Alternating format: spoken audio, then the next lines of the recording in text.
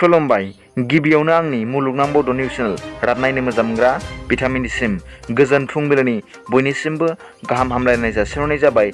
आसा खालामो नोंथांमोनहा गासिबो मोजाङै दं।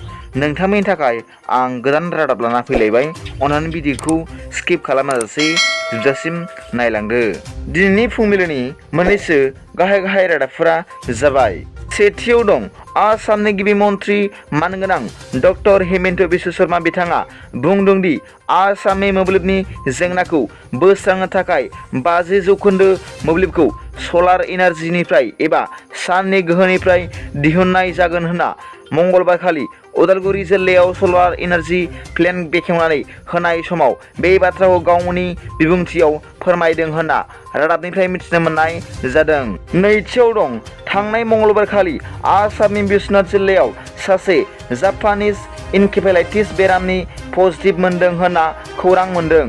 मख'जाथावदि बे जापानिज इनकेफेलाइटिस बेरामाव पजिटिभ मोननाय सुबुंनि मुङा सात्या गुप्ता आरो बिथाङा बिश्वनाथ जिल्लानि इटाखाला होननाय मोनसे ओनसोलनि होनना दा सेन्टिनेल रादाबनिफ्राय मिथिनो मोनदों। थामथियाव दं आसामनि मुंदांखा मेथाइ खनगिरि आरो मेथाइ सुजुगिरि जुबिन गार्गआ थांनाय मंगलबारखालि मोनानि समाव दुगैग्रा खथायाव गादलिना गोग्लैनानै बिथांनि खर'आव एसे दुखु मोनदों। मख'जाथावदि बिथांखौ दा डिब्रुगड़नि सन्जीबनि देहा फाहामसालियाव थिसनना फाहामथाय होगासिनो दं होनना खौरां मोनदों। बिथाङा थाबैनो मोजां जाथों होनना आं आंनि मुलुगनां बड' निउस चेनेलनिफ्राय इसोरनिसिम आर'ज गाबनाय जाबाय। ब्रैथियाव दं थांनाय मंगलबारखालि आसामनि गिबि मन्त्रि मानगोनां डक्टर हिमन्त बिश्व शर्मा बिथाङा बिटिआरनि सिङाव थानाय उदालगुरि जिल्लायाव गिबि 25 मेगावाट सलार एनार्जि प्लेन्टखौ बेखेवनानै होबाय होनना खौरां मोनदों। बे प्लेन्टखौ आसाम सलार एनार्जि पलिसि 2017 नि बिथांखि बायदि बे सलार एनार्जि प्लेन्टखौ उदालगुरि जिल्लानि लालफुल होननाय जायगायाव फसंदों होनना रादाबनिफ्राय मिथिनो मोनदों।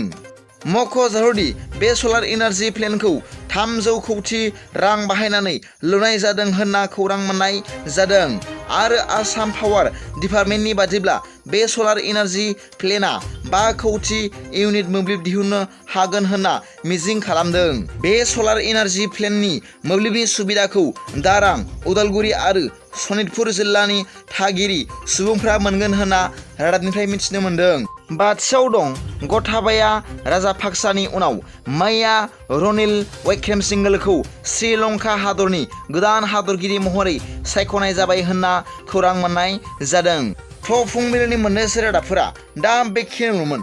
सोरबाफोर आंनि चेनेलखौ दासिमबो साबस्क्राइब खालामनानै लायाखैब्ला अन्नानै साबस्क्राइब खालाम आरो बेल आइकनावबो थुनानै हो, जाहाथे आं गोदान रादाब फोसावबाय थायोब्ला नोंथांनियाव सिगांग्रो नटिफिकेसन सौहैयो। गाबोननि फुंबिलिनि रादाबाव नोंथांमोनखौ गोसो गोथारै आंनि चेनेलाव बरायहरनाय जाबाय। गोजोन्थों। एसेनोसै।